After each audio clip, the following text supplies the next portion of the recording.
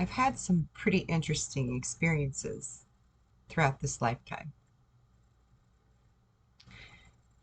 including near-death experiences and out-of-body experiences, which are two totally separate types of event in the astral plane or the ethereal plane.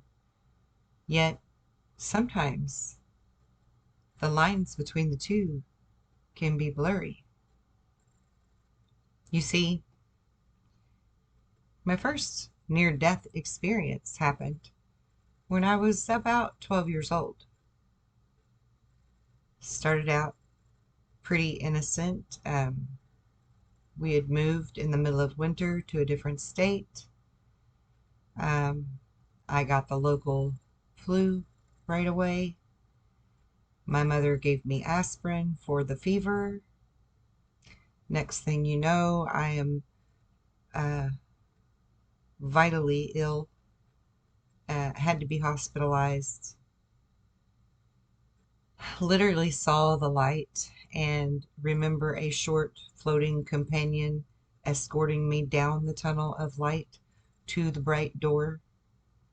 And when the door opened and I was greeted by family, it felt like family.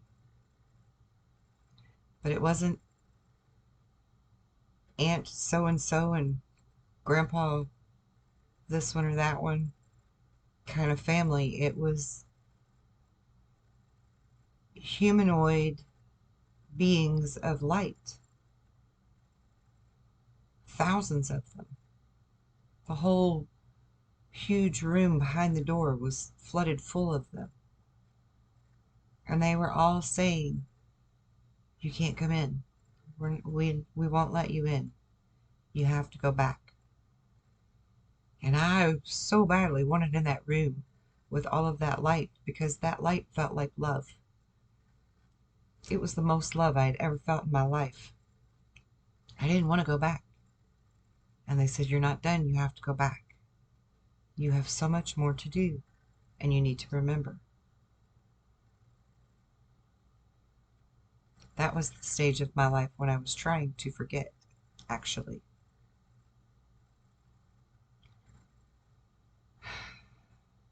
So immediately I was going back down the tunnel again with the little light white glowing escort and fell from the ceiling back into my body to my mother laying over top of me crying, begging me to come back, begging God not to take me.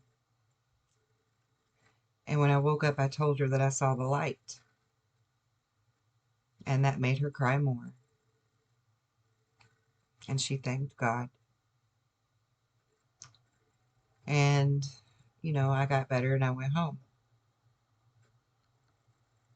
But then again, when I was 32, 33, I had a really horrific hemorrhage while I was 6 months pregnant that resulted in a miscarriage and me having to be rushed into surgery. Many interesting things happened in that moment. I say moment, but event. Because, number one,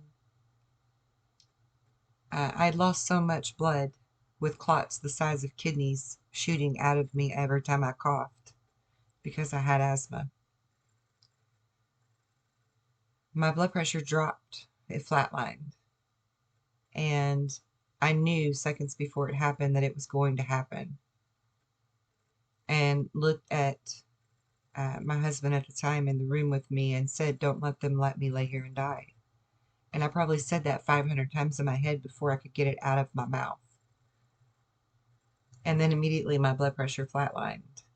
And the people ran in with the crash carts and they tipped my bed up with my feet in the air. And I'm still fully conscious. And when I realized that it was my blood pressure, I immediately started raising my own blood pressure, so much so that it actually went too high. and that alarmed them. So then they lowered my feet, and the lady trying to hurry and get the IV into me is asking me, do I have problems with my blood pressure normally? And I'm like, no. And then she was like, well, it sure shot up awful high real quick. And I said, yeah, sorry. Next time I'll keep the throttle down. Because I knew that I did it. I know that we can do it. Um, but I also put a big wish out there that they would send in specialists to help me because I didn't have faith in the small town county hospital that I was at and their doctors. So, sure enough, the reason I'd laid there so long is because they were actually flying in specialists from another county, a much more prestigious county for the medical field and research. They flew them in by helicopter to deal with me specifically. And they took great care of me. And by the next day, I was going home. But when I uh, went into the operating room, I remember feeling the medicine coursing through every vein in my body. Literally, I felt it go in my arm, up my shoulder, into my heart, circulate through my heart chamber, and then start distributing through my body. I felt all of it happen. Um, the medicine they were giving me to put me under for the surgery. And I even verbally expressed that I could feel it coursing through my veins. Um, upon going to sleep on the operating table, going under, I stepped out of my body and I watched the entire surgery and even mourned the death of the loss of the child that, you know, had resulted in me being in there for the surgery and everything. And was really genuinely reflecting and watching all of this play out. And so they bring me out of the operating room, take me to recovery. There's a nurse beside my bed to stay there with me until I wake up. And she's putting things in my IV, and I'm watching her do this, not realizing yet that I wasn't actually in my body. And I'm trying to speak to her, and I felt like I had tears running down my face, you know, from where I'd been crying. And I felt very much, you know, my human self and was trying to get her attention. And she walked away. She looked right at me, but never noticed that I was awake or talking, and walked away from the bed, talking to another nurse, discussed a few things. Someone else walked over and did some things, and I'm awake and I'm trying to move and talk to them, try to, you know, express to them what I'm wanting to say. And again, they didn't notice me either. And it really set me back for a minute. And I was like, okay, wait, uh, did I die in the operating room? Did I miss something? And I'm dead? And that's why they don't know that I'm here talking to them? And so it really took me back for a minute. Um, but then, again, I could feel some type of medicine coursing through my veins from the IV that the nurse had just walked away from. So I guess she was giving me the medicine to wake me up, to bring me back out, you know? And so I wasn't fully conscious yet, but I was fully aware of everything that was going on. And as I felt it coursing through my veins again, I felt my spirit settle in and actually acclimate with the body. It's like I was there, but I was setting up in it, in my body. I was sitting up out of my body, but my body was still laying down because they still had me under. But I was so fully aware and in recovery, so I thought, I'm back, I guess, is what I was thinking. I don't really know. I'm still trying to dissect that so that I can better teach that understanding. But this is the type of, this is how my brain works, okay? Like I have to understand every every millisecond of that whole scenario so that I can then relay it to you and teach it to you because I know that it's another piece of really who we are and what's going on around us with UFOs and ghosts and shadow people and shapeshifters and time travel, all of it healing us and truly living, truly feeling alive so that you don't need to have anything in excess because your life is so joyful that you don't need to drown out anything.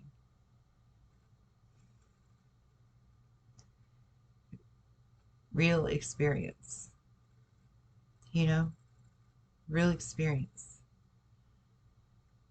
So I'm thankful for my multitude of experiences I've had in this one lifetime where I have seen werewolves and ran from them and uh, knew that there were monsters or beings that would show up in my closet at night. And and that's an interesting thing too. I was going to say funny, but really not so much, I guess. More irony, more ironic stuff. If you follow both channels, Earthsong's Beacon News and Deja Brew, then this is cross reference. You'll understand. I've been talking about ironic things lately or synchronicities. My 7-year-old came to me the other day and she says, I was reading a feng shui book that says that unorganized spaces, particularly closets, can create or allow chaos in. And this includes in children's rooms where they could have bad dreams because there are negative spirits that can visit them through their messy closets in their dreams. And I'm like, that's in the feng shui book? Because I thought our feng shui book was just about how to move your furniture around inside your home in harmonious ways. I had no idea it was so deep. And my 7-year-old was sitting there reading it. And so, anyway, it prompted her to want to clean up her closet better. So, win win, she's learning about the spirit realms and she's understanding the need for routine and organization and purposefulness in her daily mundane life so that it's not mundane. And it's not. My children's lives are not mundane.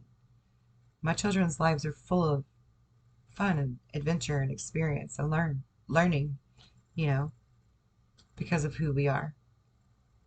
We have very rich, full lives. Um, but yeah, knowing that there were monsters or something in my closet when I was a little kid and seeing shadow people and shadow men from the time I was little, even as an adult. And I had actually forgotten about the shadow man that I saw as a child until I saw a shadow man again in my late 20s when I bought a creepy ass old haunted house that I didn't know was haunted or I wouldn't have bought it. Maybe I would have. Um, they were harmless. But yeah, we had like 3 entities or 4 entities at that house. But the most prominent one was the shadow man.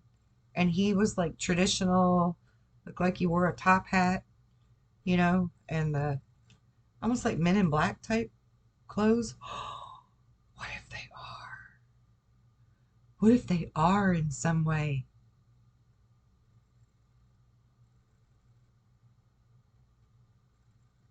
What if they are? Because the one when I was a kid didn't start showing up until after I had that 3.5 hours of missing time in the park when I thought I was only there for 15 minutes talking to the beautiful young lady Alanis that's from the Pleiadians. And the creepy albino man in the black and his uh, two short accomplices showed up and scared me, and I ran away. I ran away saying, I think I hear my mom calling. But it was like that very night that the creepy man would show up on the porch, and all we could see was the shadow of him. Like there was just a shadow there. Um, but he was in the traditional, like 50s or 60s style. What's that called? It's not a fedora, is it? Or before the fedora? Like JFK would wear them, and my dad would wear them, but it wasn't my dad. But like the trench coat with the collar up and, buttoned up, all snug around him, and then like dress pants and clunky looking shoes that I would assume are black. Um, he starts showing up there on the porch every night against the front door. He would be on the porch, whether it was raining or nice weather or whatever. He was like always there for a while, and it scared me and my mom a lot because she was a single parent then, and we didn't have weapons, so it was scary. But he never tried to harm us in any way. He was just always there. So that's interesting. I wonder if there's a connection. I wonder if there's some way that they can like remote view and appear as a shadow or something. See how my brain works? Anyway, I'm very curious, which sometimes gets me in a little trouble, but that's okay. Anyway, I've had lots and lots of experiences. I mean, when I was in my early 20s, I was literally approached by one of the younger bin Laden boys.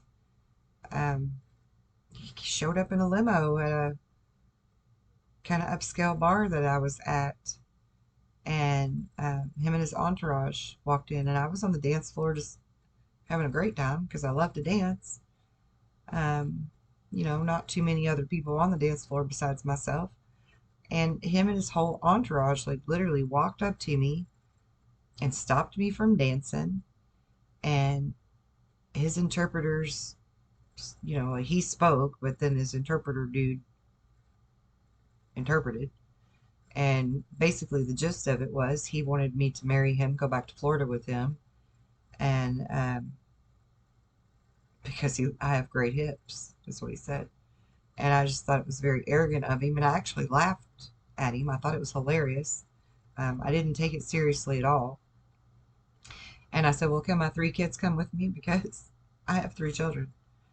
And he's kind of looked at me, and I just walked away. Like, I just turned around and walked away. Well, long story short, he had some people kind of pursuing me the rest of the night, trying to get me to come back to talk to him, and I wouldn't do it. And then about five men followed me to my car, which scared me a bit. Um, and the next night, when I came back again, um, some of those same people were there and slipped a Mickey in my drink when I wasn't looking. I'd left it with people I trusted, that I thought I could trust anyway. But they slipped a Mickey to me, and next thing I know, the room was kind of getting weird, and my tongue felt weird. Um, I tried to flush it with as much water as I could drink before getting out the door.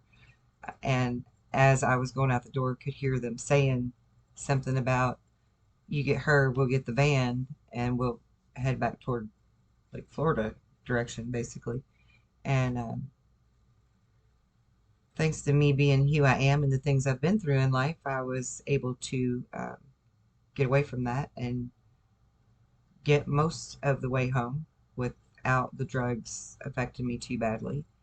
But by the time I got home, I was actually unconscious and unaware for the next 3.5 days. Um, Thankfully, I had a really great roommate at the time that took care of me and my children until um, I woke up. They didn't really know what happened, so they didn't know to take me to the hospital. So don't freak out over that. They didn't know. But anyway, so that happened, and that was a really weird, bizarre thing. I mean, there's just been so many weird, bizarre things that happened to me in my lifetime. Like when they would happen, I would think, why is this all happening to me? You know, like anybody else would. But now, as I'm older, I realize that I learned so much from it that's very useful in me teaching you to understand who you are without having to go through any of that. So it makes my job easier, maybe, if that's the way to look at it. Yeah, makes my job easier to relay it simpler to you so that you can understand who you are and what we are. What in the crap is going on all around us, right? Um, what else? What else? What else? What else?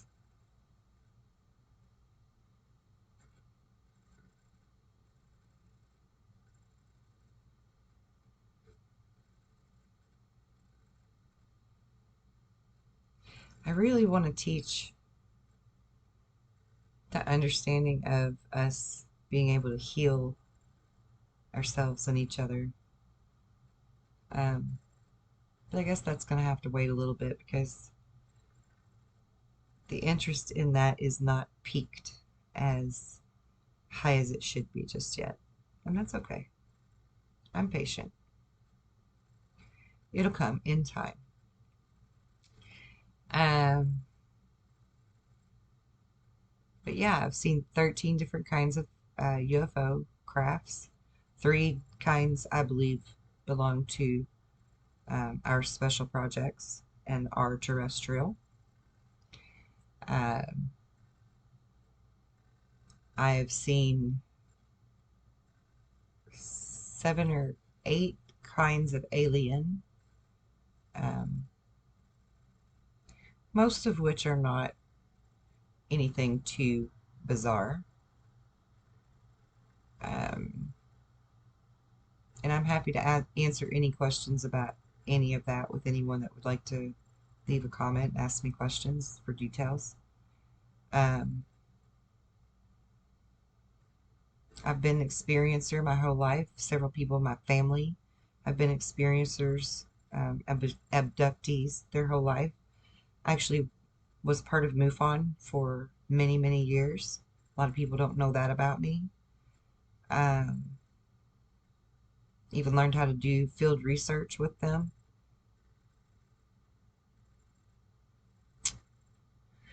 I was part of an abduction research study program. That's a whole huge rabbit hole that would unravel all of the infiltration and misinformation within the ufology field. A whole lot of it, because I know a lot about that stuff, about, who's lying and who's telling the truth, and even in some cases what really happened because I was there. Um, Sometimes I was the one that pointed others in the right direction for things too. But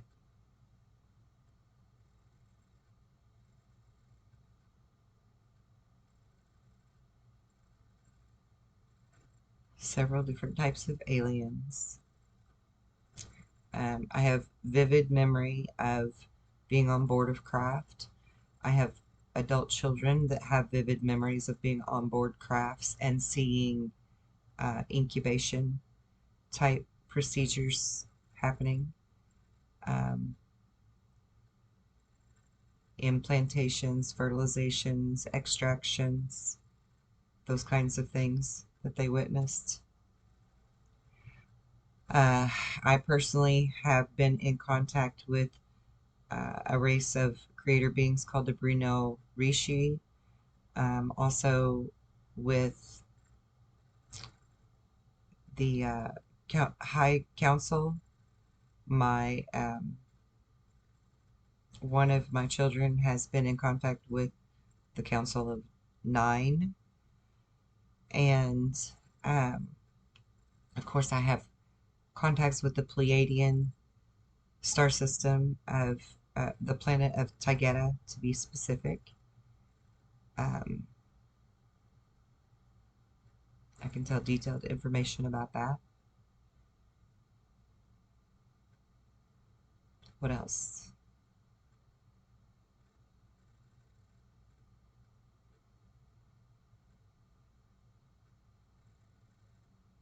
Oh, um, also someone in my family has channeled different races.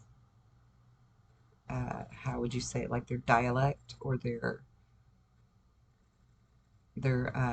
alphabet or their phonics, or I don't know how you would say that, symbolisms for words and phrases, whatever you would call that.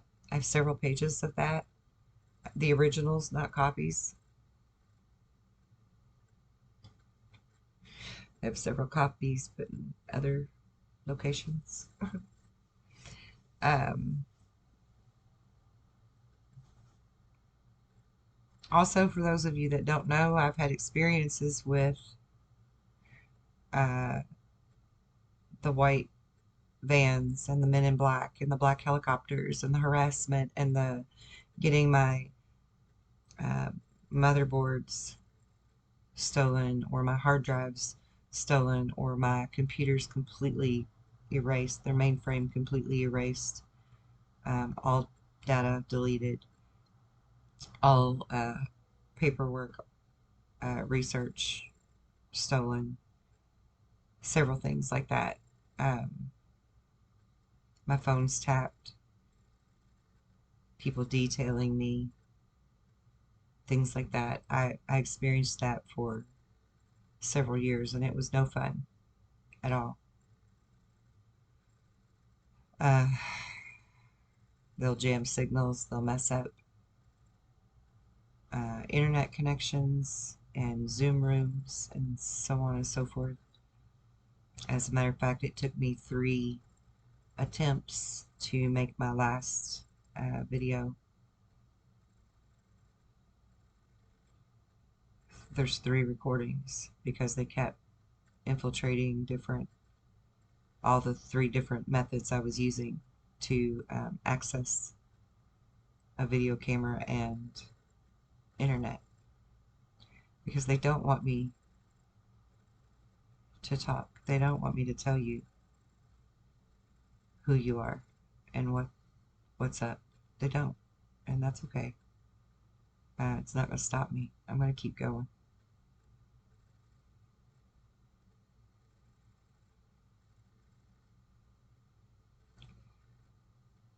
But it's a shame that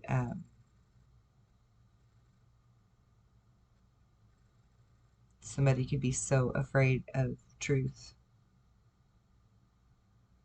and the implications of truth that they would go to any type of length or measure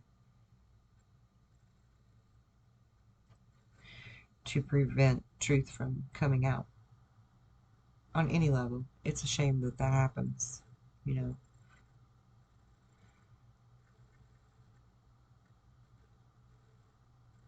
because I personally don't get it. Like, if you do something, own that shit, be proud of it. And if you're not proud of it, why'd you do it? Like, don't do things you're not proud of, you know? Don't do things you're not going to be proud of. If you can't own it, don't do it. I live by that creed. I live that simple principle, and I don't, and it's easy to do that. And so I just don't get it. I don't get it. And I spent a lot of years trying to get it because I am that curious mind that wants to figure everything out. And I have it figured out. I have it figured out. But it doesn't mean I have to like the answer.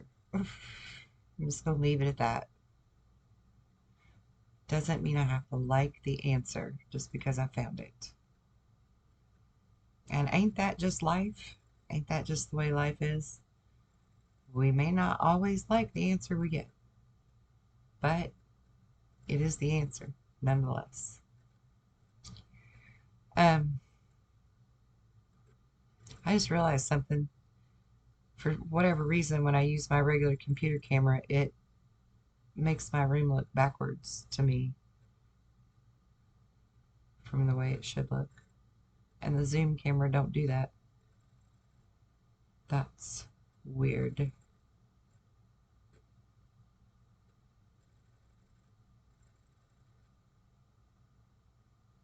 Anyway, I'm tired and I'm rambling, so I'm gonna go. Um, as always, be blessed and be well in love and light. Night, guys.